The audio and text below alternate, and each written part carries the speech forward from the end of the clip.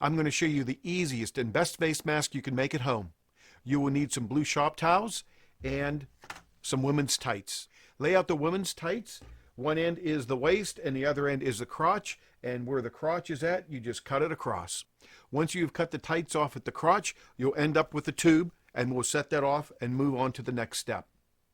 You will need some blue shop towels. Zep or Toolbox are the best because they have been tested to filter out 93 to 94% of the particulates, and an N95 mask will filter out 95% of the particulates. Fold your blue shop towel in half. At the fold, you will measure over 3.5 inches at the bottom and 3.5 inches at the top. You will make a mark, draw a line, and then cut that off.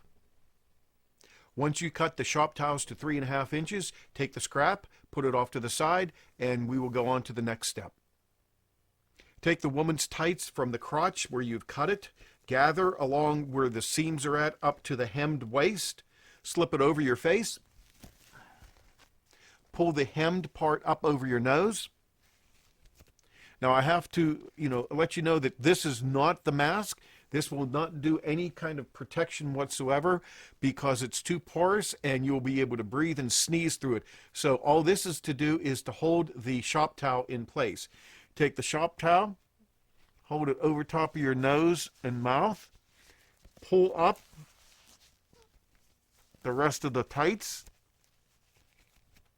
and you now have the easiest and best face mask you can make. And that's it. That quick, that fast, that easy. This mask is comparable to an N95 mask. If anyone has any ideas on how to make a better mask, please leave them in the comments below, and together maybe we can make a better mask.